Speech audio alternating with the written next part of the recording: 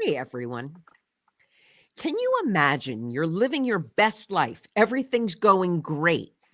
And then, pow, you get a very serious cancer diagnosis. Well, join me today for part two. This is the first time we're doing a part two episode, but we just couldn't cram it all into part one. So we had to do it twice. This is going to be part two of my interview with Charles Porter, who's an actor, a producer, and a 4-time bone marrow transplant thriver. So, hello, Charles. Thank you so much for that wonderful reintroduction. And yes, it was so nice we had to do it twice. A quick correction. Okay, Three transplants. Three. So three. Okay, please and God, let's leave it that's there. yeah, No, let's exactly. leave it at three. Yeah, We yeah, don't want to go yeah. back for four. No. Three is the magic number. But no, yeah.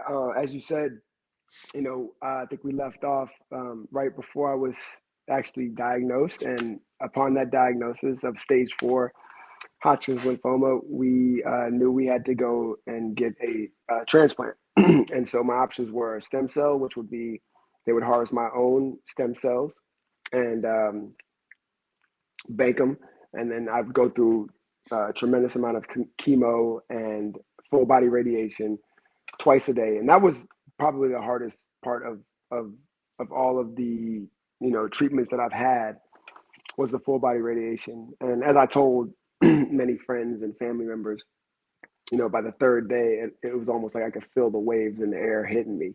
And that was the only time I thought that, I might not be able to get through that. That's how hard that radiation treatment was. Anyway, I was baked, cooked, fried, however you want to call it. And then they put my stem cells back in. I was at UCLA, wonderful doctors there, and it worked. And I was in Can I ask, remission. was this Yeah. experimental? Was this part of the clinical trial, or was this the protocol at the time? No, this is protocol. They were Okay. very well versed in transplants. Mm-hmm. In fact, I started my treatments at Duke University, and they were in communication throughout the whole process. And UCLA was probably the best place at the time for me to get that done. And and it's like I said, it worked. It put me into remission, complete remission, and the recovery process was about a year, Mm-hmm. and then about a year and a half, you're constantly under surveillance at that point. Little spots started showing up again, and started having kind of like similar, um, it's not side effects, but what are they called? Night sweats and little Symptoms. symptoms. Yeah, right, exactly. And so, because I'm getting scans all the time, we caught it early again, and this is about a year and a half, 2 years later now. And as I said, I think in our first episode that my mom as an RN, and with her finger on the button of what's the medical science that's happening, especially Right. now that her son has cancer or had cancer. She was very much so aware that there was always new alternatives kind of coming out every 3 years. And as she said, about 3 years into this kind of figuring out what to do next, I think I started a chemo dosage just to kind of keep it at bay. I Mm. knew a test, not experiment, but a new what did you call Clinical it before? trial. Clinical trial came up for immunotherapy, Yeah. and so that was the new thing on the market, and I signed up and I got involved and became a client, and it started to work again. It was Mm. something that it wasn't so harsh on the system as chemo was, and it allowed you to live your life and such in a way where the first dose I had of it, I had a trip planned with buddies of mine to go climb Mount Rainier in Washington, which is I think it's the highest glacial point in the continental U.S. So it's 14,450 feet, right? And they were like, the doctors were saying that, well, this immunotherapy could have some effects on your lungs. We don't know if that's really going to be a wise thing to do. And, you know, much to my I guess, I'm sorry that's to my, laugh. I think that's nervous laughter coming out. It's like, oh my I gosh. mean, my personality though is just, it's, it's like I shot a movie before I got the transplant, right? Like I got diagnosed. I was going back to UCLA. There was a movie that was a couple of my buddies were producing. Actually, a former football teammate of mine was producing.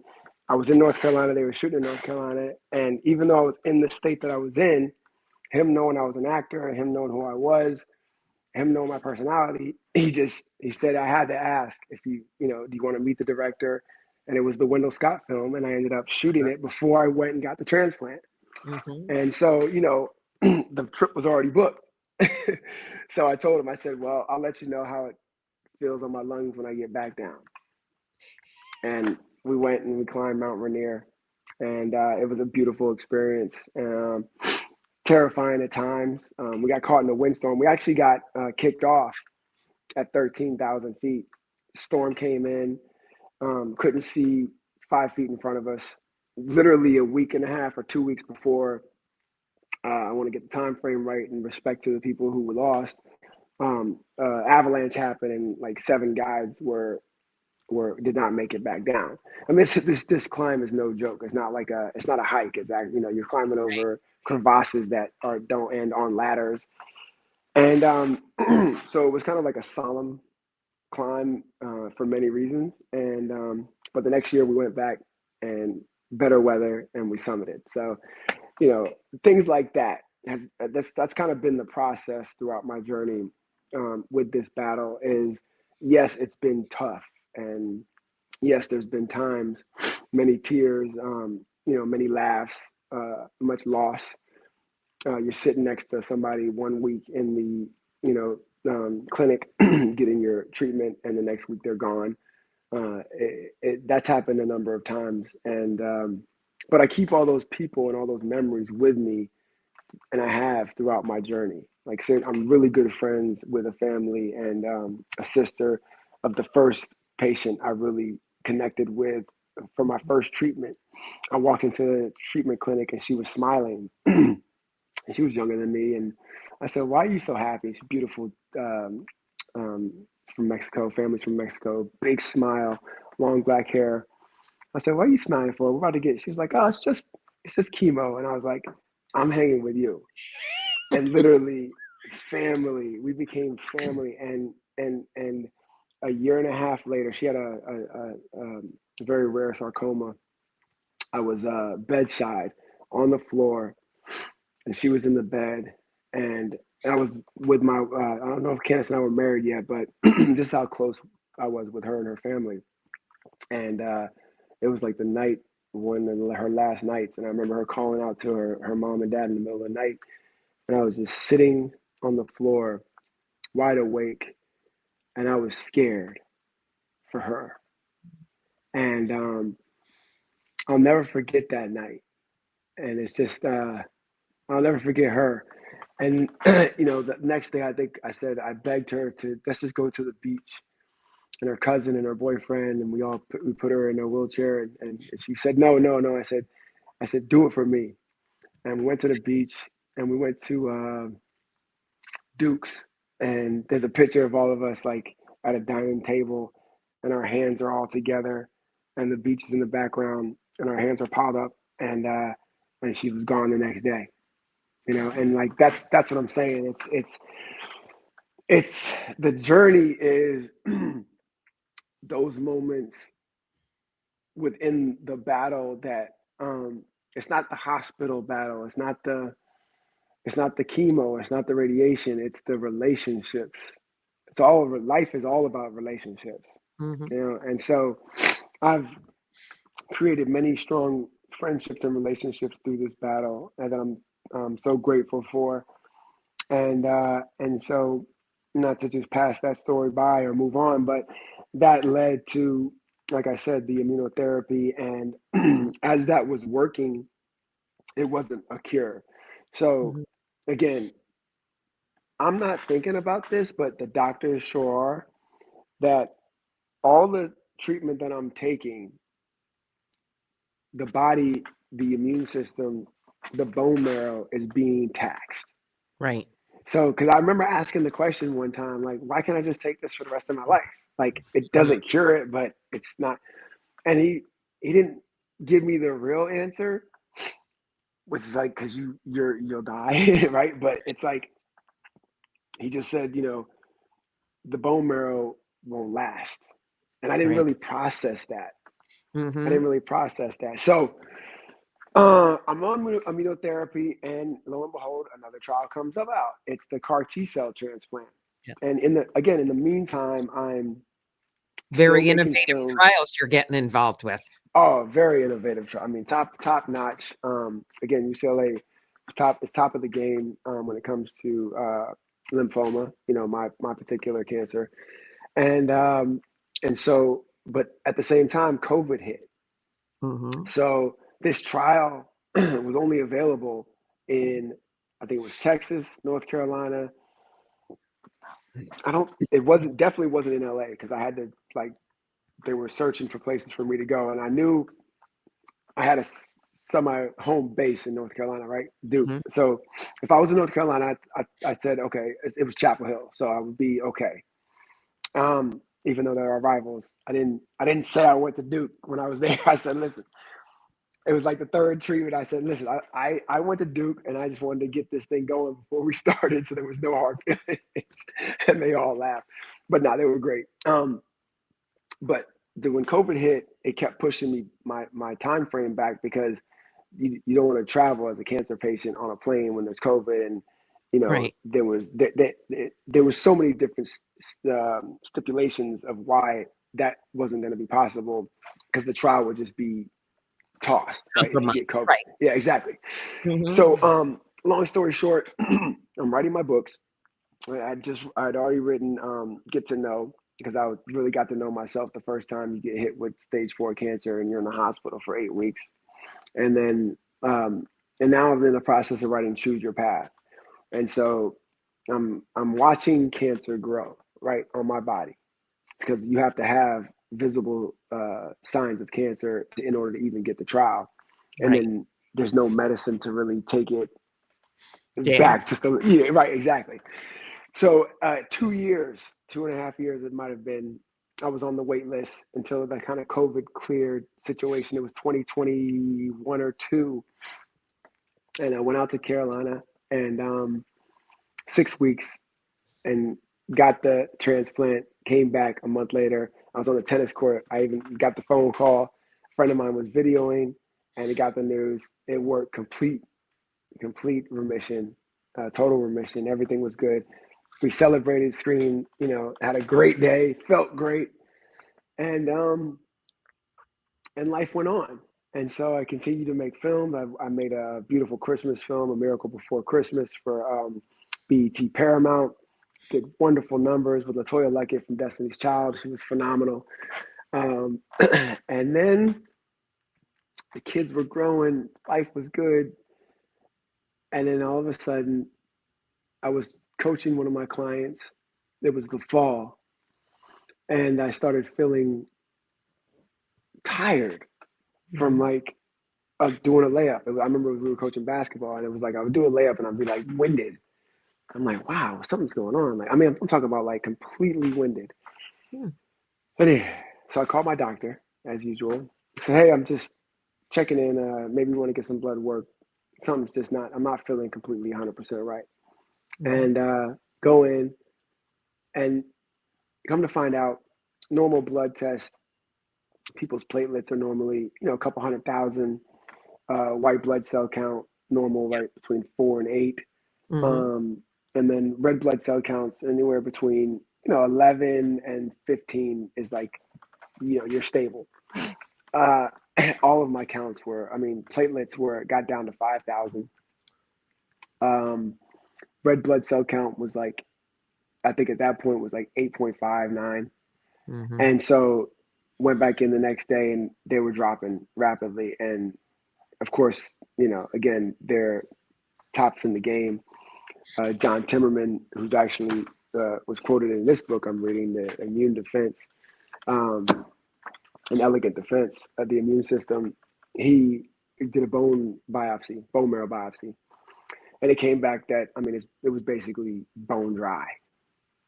And so I immediately had to start getting transfusions. Um, my red blood cell count at one point went down to 7.5, zero platelets, zero white blood cells.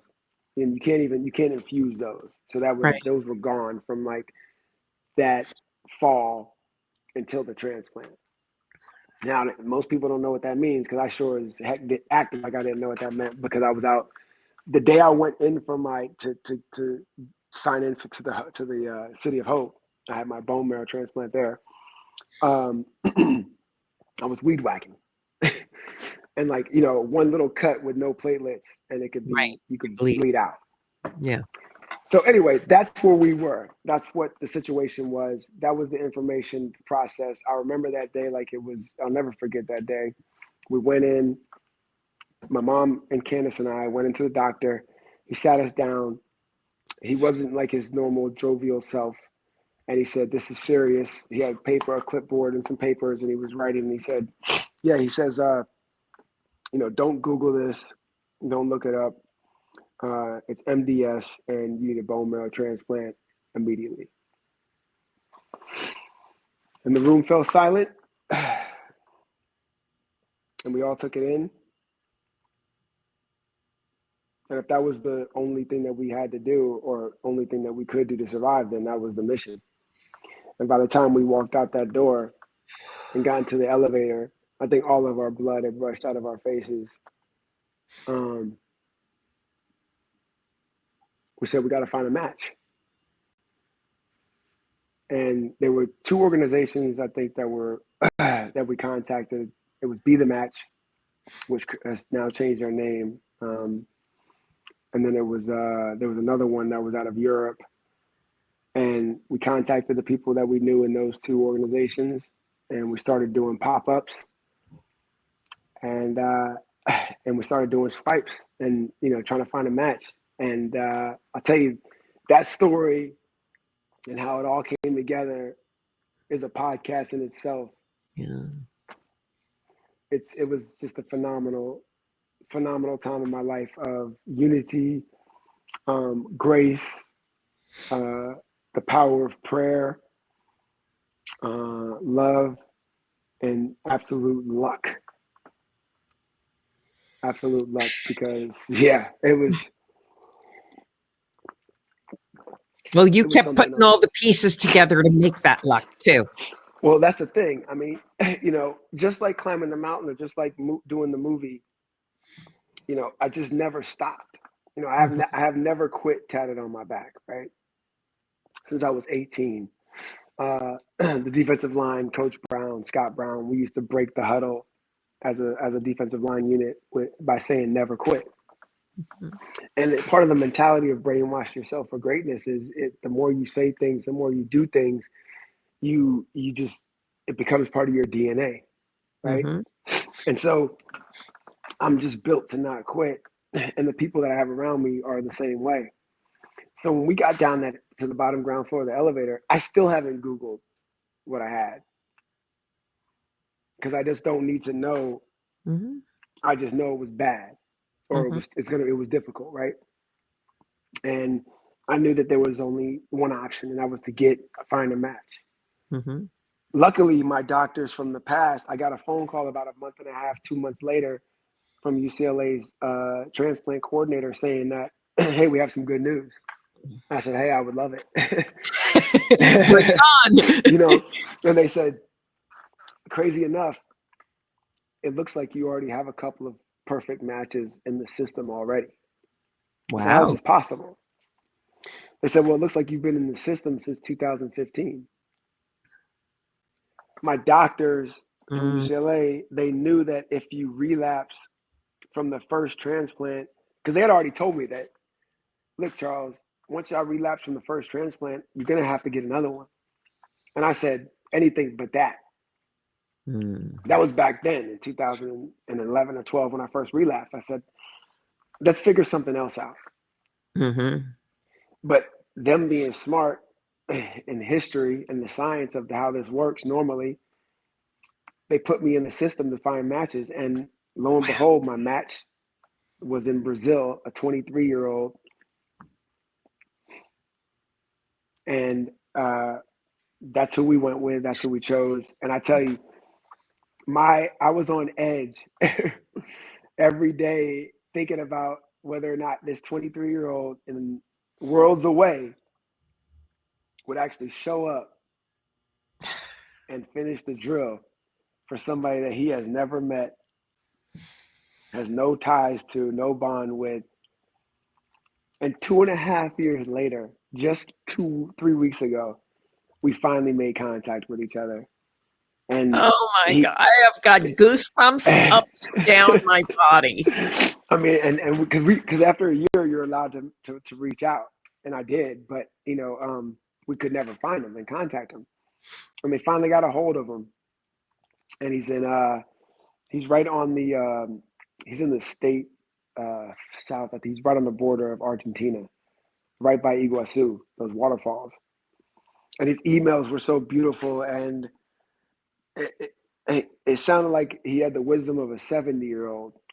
And he said something to the fact to the he said I'd always wondered and thought about the person who this could possibly help, and I always hoped that everything would turn out well, and I hope that you and your family have a beautiful life. And I said, man, I hope that our relationship can continue. I would love to can stay in contact. I would love to meet you, whether in Brazil or in LA. And he, of course, yes, I would love to meet you as well. And I mean, it really. That's your next film. I mean, exactly. That's one heck of a story. I mean, we've been on here, 30 minutes, and I'm already in tears twice. I try not to cry during my podcast. Got to keep some image of stability up. Listen, like you're not helping out my image, right? I'm trying to tell you. Listen, when I read that email, I was in the car because it just came on my phone. I just got the ping, and I think I was at a stop sign or a red light or something. I said, "Who is this?"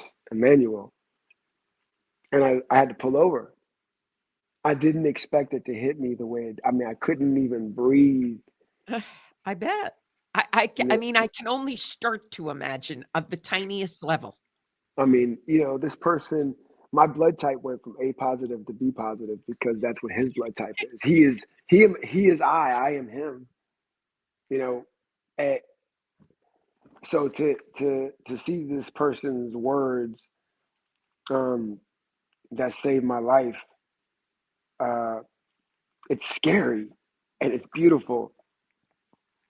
And I can only imagine it's like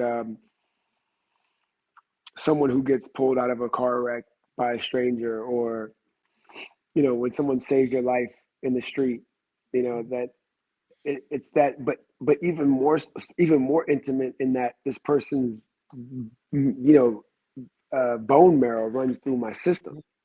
Mm-hmm. Every breath I take, I should be saying thank you, Emmanuel. Thank you, God. Right. And so the deep the level of kind of a biblical influence there, that we've got Emmanuel exactly giving you blood, bone exactly. marrow. It's bone like, marrow. wow, Yeah, that's very interesting. that's right. That's right. Wow. Yeah. So it's that's actually, I need to write. Yeah, that's right, because that is definitely the movie. Yeah. I'm just trying to Emmanuel process. the angel. Yeah. Right. Earthly angel. Yeah, that's right. We're meeting. Yeah. We could brainstorm titles. Oh, for sure. Yeah. Because the thing is, I wanted to try to figure out if is the story about two people in two different worlds, right? He in Brazil, I in America, in LA, living our lives, and then it's what just brings us together. unbelievable. Yeah. Yeah. Yeah. So I have to get to know him more, ask more questions of his life and his dreams, and what really made him or inspired him to to do this. Yeah. But Dr. Stephen Foreman at City of Hope and his team were just, I mean, he looked at my chart and he told me about a year and a half later, I said, oh, you must have seen enough, a lot of cases like mine. He took his glasses off and said, I've never seen anything like this before. Because they had to cure the bone marrow MDS and the Hodgkins at the same time. And so, I read all of these books, Radical Remission and listen, the Elegant Defense, True Power of Water, of all these amazing stories. And I'm one of those stories. You are. You are. And so, it's You're the what you eat. personification of the merger of miracle, attitude, perseverance, focus on the end game. Right. I mean, and that doesn't even begin to describe who you are. You're positive. There's one way we're going to get this done, and it's the right way, and we're going to do it, and we're going to go through every hurdle that no matter what I see in the way, we're going to get this done. I can jump those hurdles. I can get through this obstacle course. That's the end game, and that's where I'm going. Right. Right. Which is greatness. That's right. In every sense. Yes. Yes. Let's be excellent. If we have an opportunity to strive for excellence, why not? We all have that choice. Yeah.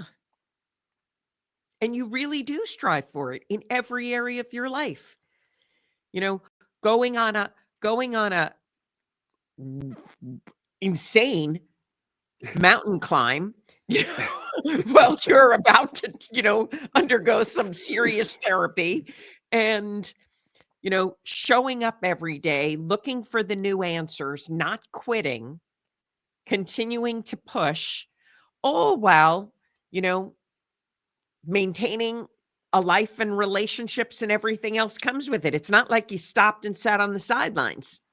Well, let me tell you, I mean, I'm so thankful for the people that are in my life because, I was telling one client of mine during this bone marrow situation, the people who I was training and basically passing out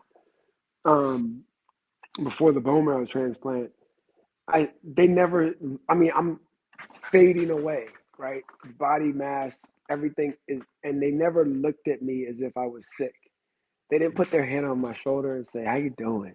They say, "You're supposed to be here at whatever time." Of course, if I wasn't there on time, they weren't like, "You're fired," but they were like, "Just be here." Right. And we love you, right? And this wasn't even discussed though.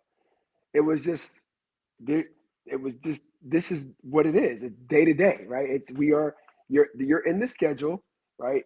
We know that if you don't show up, why you don't. But when you do, we're not going to treat you like you're sick, right? Because you're going to beat this.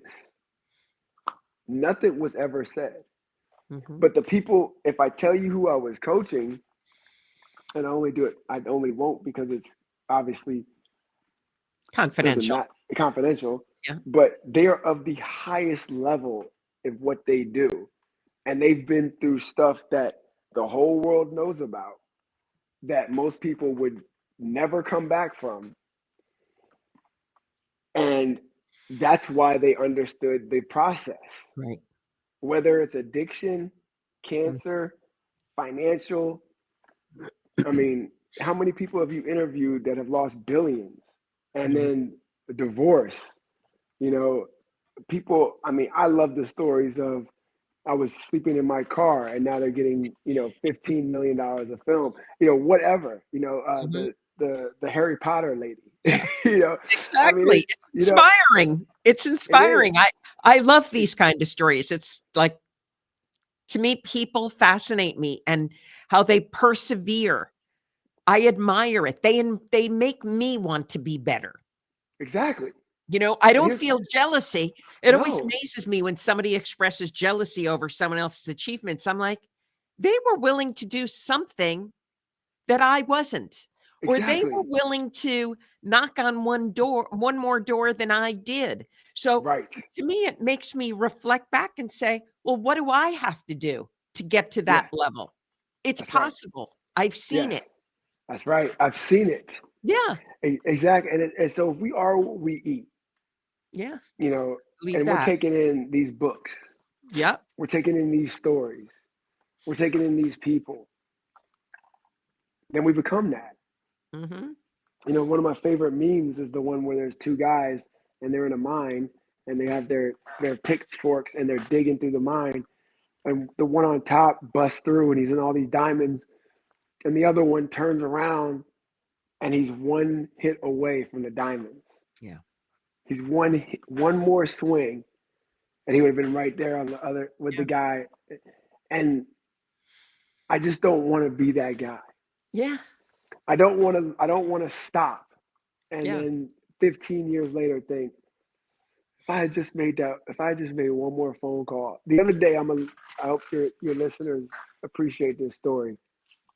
People always ask me what my favorite movie is, and and I always, I have a few, but Boomerang with Eddie Murphy has always left a lasting impression. It was a beautiful film, but it was one where at the time that it came out, at the age that I was, very impressionable, must have been, maybe between 10 and 13. Either way,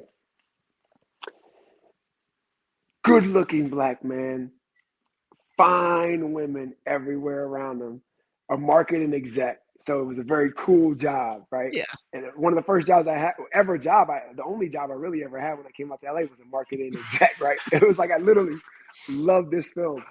And Eddie Murphy was funny, good looking, had it all. And the director, Reginald Hudlin, directed that film. And he came across my Instagram, social media the other day, and I just reached out to him and told him, it's been 30 years, right? 40 years, whatever. 30 years from the movie. And I said, listen, hey, man, I just wanted to say thank you. And that was my first ever interaction with this man, Yeah. right? Still, uh, uh, uh, just a phenomenal director. And he reached back and we had a little correspondence, but it was just taking the moment to appreciate, Yeah. right, what he had done. Didn't ask for anything, didn't just wanted to just doing things like that have come a long way in my life. The client I was just telling you about that I admired so much, only person I ever reached out to and sent a letter to 16 years before I got hired by that family. And when it happened, I said, this might be weird, man, but I said, I wrote you a letter Mhm. like 16 years ago before when you were first coming back, right? I told you this person had to come. They said, no way. And I looked for that thing in my files for weeks. And finally at 2 a.m. one night, and I had been, working with him for months at that time, I found it and sent it to him. And he's like, man, this is incredible. Da, da, da, da. Of course, it just went to his PR back then and probably in the trash. But I mean, Right. you know, we write things and think things into existence. I believe this wholly. I mean, me writing a letter to somebody Hmm. didn't, that wasn't, I write letters, but not to people that I admire in this particular industry. It wasn't what he did for work that I admired as much as what he did with his perseverance. Uh-huh. And it was before I was going through anything with cancer. And it happened to be that family and that person who helped me to get through.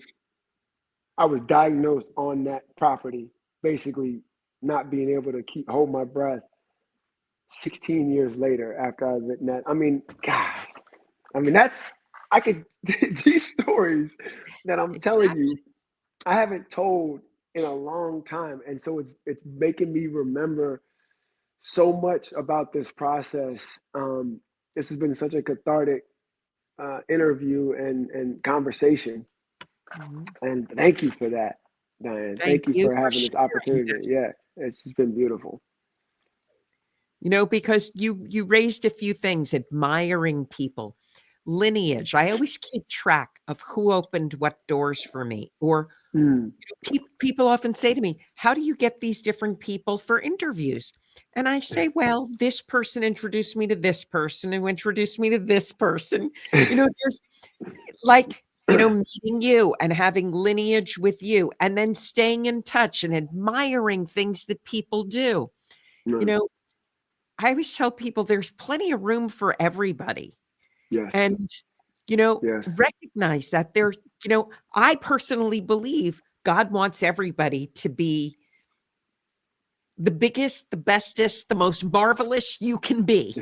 And absolutely. if you keep pushing in that direction, it's like miracles. Doors keep opening, but you have to keep pushing. Yes, It's yes, like that yes. expression, you don't give the man the fish, teach him how to fish, and then keep, That's right. encouraging them to go in that direction. Right. Absolutely. No, I'm a big proponent in that. I raised my kids that way. My Mhm. wife and I both do. It's you want to give them everything, right? Yeah. And so if you want to make the comparison and not, obviously not literally, but if we're their gods, right, is how they look Mhm. at us. Um, You gotta make them work Giving for them, it. you got to make them work for it. You got to teach them how to fish. Yeah. You got to teach them how to fish. So, you know, and it's again, your community, your circle Mhm. is so important in how you walk through this life. Mhm. No man or woman's an island. So just as important as it is who you choose your spouse, the friendships are. I mean, my friends from day one, not one tear was shed in any of my hospital visits. Whatever happened in the hallway, I found out, years later that it was a mess out in the hallway at times. But I never knew. Mhm. I never knew. There wasn't one time that anyone came around me with doubt. Yeah. If anything, I had doubt, and it was taken from me by the people that were around me. You're good. No, this is you. We got. I mean, Candace, my wife, she was the strongest, the bravest, and the most positive. Never saw doubt in her face. My mom, bedside for 6 weeks at a time, every transplant, never saw doubt. I tell you, I was in after the bone marrow transplant. I had a fever for like a week and a half at 104. Shaking out of my bones, sweating like crazy. Two weeks later, I said, "What was that, by the way?" Oh, darling, that was that you had sepsis and E. coli. Because I told him, "Don't tell me anything that's negative. Just tell my mom." So for a week and a half or a week, I literally was getting Tylenol every 6 hours for a week, and I never asked. They just said it was an infection. I thought it was just part of the process. Mhm. I was like, "This is just part of the process." It's so interesting. You raised like a really interesting point, and people constantly want to tell me what's going on negatively in the world, or and I'm kind of like, time out. I don't have the time for that. I am too busy living my life, moving things forward. And people will say to me, "Oh, but that's either selfish, or how can you not be concerned with what's going on, in Russia or Ukraine or India or Pakistan or, who knows where. You could pick any Right. place in the world." Everyone's always telling me why I should be more concerned with that. And I pray for everybody every night. I Right. pray for everyone. I say, "God, please, take care of everybody in need." I pray for them during the day, but I can't change. I can only affect me. Right. And I really believe in many ways you have to make your world small to your immediate environment. Right. And when you work on being the best you can be, You set that example. You set the tone. You set the ripple. A kid's book that I used to love was called Because Brian Hugged His Mother. Okay, I And heard that one. it's a really good book. I will Okay. find it and send it to you. And basically, it's, Brian was having a rough day, or his mother was having a rough day as he's getting ready for school. But he hugs his mother as his mother sends him out the door. Right. And then the bus driver's having a rough day, but Brian gets on the bus and says hi to the bus driver. And then the bus driver, is about to get angry at the kids because they're not listening to her, but she starts them singing a song or something. But it's this ripple effect. Yeah, I like that. Of what happened because one person chose to, because Brian hugged his mother. And it's that it's such a simple concept. It's like, waving at the UPS person, or I high five all the Amazon people because frankly, I love them, and I genuinely say I love them. You're slogging through, people are bitching and complaining, and I'm like, I love you guys. You just make my day better. Absolutely. It's the little things. Man, you're so right about that. I tell you, even here, where I live out here in LA, it's when I wave to the UPS and the FedEx guys, they love that. Yeah. They really do. They really do. It's the trash man, the garbage man in their trucks. It's the human. That's what I'm saying. Humanity exists. We can't be fooled or tricked into thinking that this doesn't matter anymore. Yeah. Because when somebody in Brazil saves someone's life in LA that they don't even know at 20, and the guy's 22, 23 years old, people still care. Yeah. People still care. Yeah. And I think that's a great way for us to button this up in that, we're here today, you and I, because I cared about your daughter who I didn't know 15 years ago, or however long that was ago. Right about that. Yeah, exactly. And it was just that little exchange. And now here you and I are, friends,